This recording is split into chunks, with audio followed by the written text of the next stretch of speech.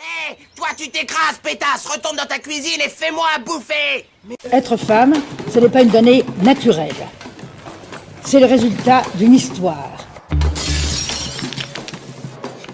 Bon, féministe, qu'est-ce qu'on entend par cela? Bonjour à tous et bienvenue sur Retourne dans ta cuisine. Nous sommes un groupe de 6 étudiants et nous avons voulu comprendre l'évolution de la place des femmes en politique. Avec ce podcast, ce que nous avons cherché, c'est vous faire réfléchir, vous interroger, mais surtout vous sensibiliser à la place qu'une femme peut occuper sur la scène politique. Dans cet épisode, nous recevrons d'abord deux étudiants de Toulouse Business School que nous interrogerons sur leur vision de la place des femmes en politique. Puis, nous écouterons deux étudiants de Sciences Po avec qui nous avons cherché à étudier les enseignements théoriques sur le sujet. Et en fin d'épisode, Nadia, une jeune femme membre du Parti socialiste, nous fera part de ses expériences en tant que jeune et actrice de la scène politique. Bonjour, alors tout d'abord, est-ce que tu pourrais te présenter et me définir un peu ton rapport à la politique? Moi, c'est Aurélie Lundou. Et mon rapport à la politique, on va dire que je m'intéresse à la politique. En même temps, ça m'intrigue et en même temps, ça me dégoûte un peu. Donc, j'essaye de m'y intéresser et voilà. Je m'appelle Léo Laco, je suis respo comme du BDE et je suis pas mal intéressé à la politique. Et justement, je suis à RDVC par exemple, c'est une asso qui s'intéresse pas mal à ça. Alors, première question, est-ce que tu penses qu'aujourd'hui, les femmes doivent répondre à des critères différents de ceux des hommes pour entrer en politique? Ouais. Bah, pour moi, elle doit être parfaite, que ce soit physiquement ou du point de vue du travail. Si elle échoue, c'est fini. Il n'y aura plus jamais d'autre femme qui Ouais. qui va être ministre après elle. Ok. Je pense que de moins en moins, même si elles peuvent être privilégiées par exemple, sur leur finesse. On pense qu'elles peuvent avoir une approche différente de celle des hommes, Ok. plus fine ou plus sensible. Est-ce que tu penses que les femmes ont les mêmes capacités que les hommes à gouverner? Et si oui, pourquoi est-ce qu'elles sont, selon toi, sous-représentées dans ce domaine? Pourquoi elles sont sous-représentées dans le domaine? Selon toi, pourquoi? Je pense que c'est assez historique et culturel. C'est un milieu qui a été, enfin, qui est masculin. Il a toujours été masculin. Et dès qu'une femme rentre dans ce domaine, eh ben, on lui dit ouais, qu'elle a pas sa place là. Ok. Donc, c'est une question de mentalité. Euh, Elles ont les mêmes capacités, oui, mais elles ont pas le même. On n'en a pas la même perception, donc ça peut les pénaliser. C'est un phénomène historique qui fait qu'elles ont accédé au droit de vote et au droit de se présenter il y a pas longtemps, et donc ça fait son chemin. Selon toi, quels pourraient être les moyens mis en place pour éclater le plafond de verre de la politique pour les femmes? Changer les mentalités. Ouais. C'est ça. Je pense que c'est surtout l'évolution de la société parce que mettre des quotas, je pense que c'est quelque chose qui pénaliserait plus les femmes qu'autre chose. Que ce serait surtout que spontanément elles soient élues et nommées à des postes importants, mais pas parce que c'est des femmes, juste parce que c'est comme ça. Donc maintenant, nous recevons nos deux étudiants de Sciences Po, Baptiste et Clara. Alors tout d'abord, première question, quels sont les enseignements théoriques que vous apprend Sciences Po sur la place des femmes en politique? Pas grand-chose, en tout cas dans le tronc commun, j'ai pas vraiment de souvenirs de cours sur l'égalité homme-femme en politique ou d'un cours spécifique. Il faut bien faire la différence entre ce que je vais dire, ce qu'on apprend dans mon master et ce qu'on va apprendre dans chaque master. Donc dans le mien, on va avoir beaucoup d'acquis théoriques, sociologiques, qui vont venir expliquer le manque de représentation des femmes en politique. Expliqué donc comme le produit d'une histoire sociale dont les fondements sexistes finalement sont encore opérants aujourd'hui. C'est ce qu'on va voir, mais il y a plein de masters qui sont beaucoup moins axés sur la sociologie et sur l'étude des facteurs d'oppression de manière générale. Dans les cercles dans lesquels j'évolue, on dirait plus égalité femmes-hommes que hommes-femmes. Déjà, sans être militant, parce que c'est par ordre alphabétique. Et au-delà de ça, c'est surtout que si on veut être plus inclusive et lutter contre l'invisibilisation des femmes et du féminin, donc ici dans la langue, il serait bon, je pense, de citer les femmes en premier, surtout quand c'est pour un thème qui les concerne à ce point, à savoir l'égalité. Étant donné que vous êtes étudiant à Sciences Po, est-ce que vous vous sentez plus sensibilisé sur ces thématiques d'égalité des genres en politique? Je dirais que je me sens concerné plus en tant que jeune et plus par mon éducation familiale que par Sciences Po. Déjà, comme je l'ai dit, on n'a pas vraiment de cours sur ça. Après, quand même, Sciences Po, c'est sûr, m'a apporté des choses sur l'égalité par des enseignements théoriques. Je pense qu'il y a une ouverture d'esprit qui est donnée par Sciences Po. Mais après, non, je pense que c'est plutôt une éducation familiale. Donc oui, je me sens plus concernée par la thématique, mais je pense que c'est plus parce que je fais des sciences sociales. Donc je me rends compte que l'invisibilité est systémique, donc forcément elle se retrouve aussi dans le domaine de la politique. Je pense que c'est plus le cas, c'est une raison un peu plus probante que parce que je suis à Sciences Po, je me sens pas particulièrement proche du domaine de la politique. Et voilà, c'est vraiment les sciences sociales qui nous font réfléchir sur ces questions. Est-ce que déjà vous, à votre échelle, vous avez déjà ressenti des inégalités envers les femmes dans le domaine de la politique? Bon, je dirais que j'ai pas vraiment d'anecdotes à donner. Après, j'ai réalisé un stage au Sénat et ce que je peux dire, c'est que j'ai vu concrètement ce que beaucoup de Français savent, c'est que il y a très peu de femmes finalement, très peu de femmes que ce soit au Sénat, à l'Assemblée, c'est très masculin. Mais ça ouvre aussi d'autres problématiques, la place de la femme aussi, la couleur de peau, l'âge, d'autres problématiques, c'est problématiques très présentes dans notre société. Et donc c'est vrai que les femmes sont très peu présentes en politique finalement.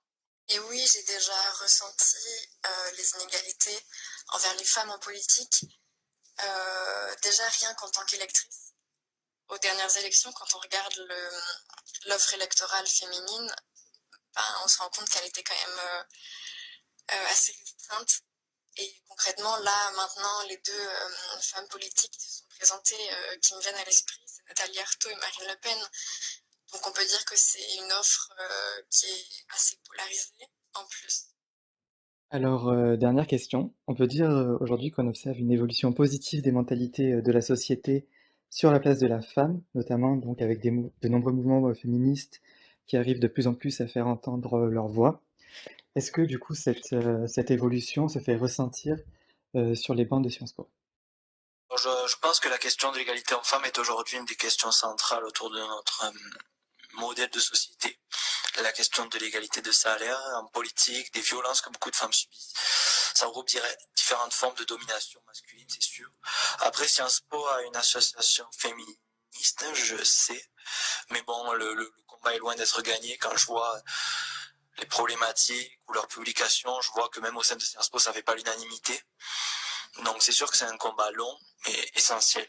La place de la femme dans notre société et là spécifiquement la femme en politique, c'est primordial pour l'évolution de notre société, c'est sûr. Je dirais que depuis le mouvement MeToo, il y a une sorte de vague qu'on retrouve dans beaucoup de pays qui pousse à l'écoute des femmes et non pas à la libération de la parole, parce que les femmes ont toujours parlé, elles ont toujours témoigné de ce qui leur arrivait, mais elles ont été rarement écoutées. Donc là, c'est plus l'accent qui est mis sur l'écoute que la parole, j'ai envie de dire. J'ai l'impression qu'on a moins besoin de la version d'un homme, de l'approbation d'un homme, de la validation d'un homme, d'une histoire qu'une femme raconte. Et ça se ressent aussi un peu à Sciences Po. L'administration a mis en place plusieurs projets, dont un projet de cellule d'écoute pour soutenir et accompagner les victimes d'agressions. Et enfin, pour terminer, nous écoutons donc Nadia, jeune femme engagée au Parti socialiste. Je m'appelle Nadia, j'ai 26 ans. Je suis engagée au Parti socialiste depuis maintenant un peu plus de 2 ans et je suis coordinatrice régionale du coup, sur la région Occitanie des jeunes socialistes. Est-ce que tu estimes que toi, c'est d'abord en politique, si on changeait les choses en politique en premier, qu'il y aurait après des conséquences, par exemple dans le milieu de l'entreprise, pour prendre celui qui nous concerne? Ah oui, le milieu de l'entreprise. Alors, puisque moi, en plus, je travaille plutôt pour des privés, du coup, voilà. et même pour les fonctionnaires, du coup j'étais dans les deux. Non, je pense que la manière dont la femme est placée, c'est pas nécessairement par la politique, c'est surtout par l'éducation. Par l'éducation, et ça commence par l'enfance. Ça commence aussi par le fait d'enlever tout ce qui est genre. Moi, quand j'étais plus jeune, j'avais des copains de classe qui jouaient avec des Barbies. Voilà, on a tendance à attribuer ça plutôt aux filles. Enfin voilà, je pense qu'il faut déjà enlever tout ce côté un peu genre, tout ce côté un peu sexe faible qu'on peut retrouver malheureusement dans certaines littératures françaises. Enfin voilà, il faut qu'on casse tous ces tabous-là et qu'on arrête aussi d'octroyer, par contre, pour la politique, des postes clés pour les femmes et certains termes qui sont assez dévalorisants pour la femme. Et ça, en politique, ça véhicule malheureusement, on peut dire ce qu'on veut, mais ça véhicule aussi une image dans la société au global. Quand on voit quand même, puisque c'est, pour moi, l'élite politique, entre guillemets, est censée représenter normalement l'ensemble de la société. Et à partir du moment où on ne la représente pas, pour moi, c'est qu'il y a quand même quelques leurres. Cela peut très bien se montrer par un manque de jeunesse dans les partis politiques, puisqu'on a quand même, un manque aussi de certaines ethnies et un manque aussi vraisemblablement de femmes, ce qui est très étonnant. Donc voilà, on se retrouve souvent avec l'archétype de l'homme blanc soixantenaire qui a soi-disant de l'expérience et qui va nous mener une politique, mais qui ne ressemble pas à l'heure actuelle de la société qui a évolué. Donc oui, ça passe également par la politique. Du coup, on avait mis une question qui est sans doute un peu en lien avec ce que tu dis. Qu'est-ce que tu penses des instances étatiques qui sont mises en place pour l'égalité homme-femme et particulièrement le Haut Conseil pour l'égalité homme-femme? On a eu la chance de rencontrer une personne qui en fait partie. D'accord, ouais. Du coup, voilà, ton avis, c'est est-ce qu'il faudrait en avoir plus? Est-ce que c'est une question de nombre? Est-ce que c'est une question d'action? Il faudrait aller plus loin dans ce qui est fait? Je pense que le Haut Conseil pour l'égalité, il est hyper intéressant, mais à l'heure actuelle, ils ont fait un avis, comme toutes les autorités, ils ont un avis que consultatif. Donc il n'y a pas de force exécutoire, mon terme juriste revient, mais il n'y a pas de force exécutoire dans leurs décisions. Donc c'est bien beau, comme par exemple l'Observatoire des inégalités, qui est exactement pareil, qui constate certaines choses, mais on ne les prend pas réellement en compte. Et moi, je pense que ces observatoires-là, ces autorités-là, quand elles font des études, elles doivent être écoutées, elles doivent être prises en compte par notamment le côté politique étatique et ça ne doit pas être simplement un secrétaire d'État à l'égalité homme-femme et contre les discriminations. Marlène Schiappa, même si je n'ai pas toujours les mêmes avis politiques qu'elle, je pense quand même que son rôle il est important. Moi, ce qui m'étonne, c'est que à l'heure actuelle, on a dans les postes étatiques, par exemple, tous les postes régaliens sont occupés par des hommes. Et la femme est souvent et tout le temps catégorisée à des postes sociaux. Ou alors, à la rigueur, on a osé le sport. La seule, quand même, qui avait été à un poste régalien, c'était Michel Alliot-Marie, qui avait quand même le ministère de la Défense.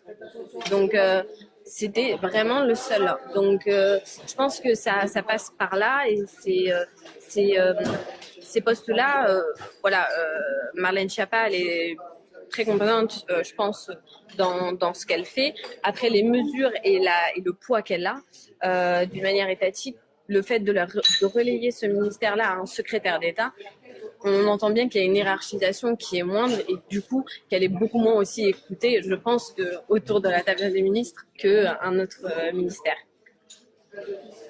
Tu as parlé d'assauts féministes juste avant. Est-ce que tu en fais toujours partie? Et si oui, lesquels? Oui, moi, à l'heure actuelle, je fais partie du collectif féministe qui organise énormément de choses à Toulouse, qui est en lien avec Oser le féminisme. J'ai énormément d'amis puisque je ne suis pas engagée dans Oser le féminisme, mais qui sont dans Oser le féminisme. Et je pense qu'Oser le féminisme a pris un peu le lead à l'heure actuelle dans le féminisme actuel à l'échelle nationale.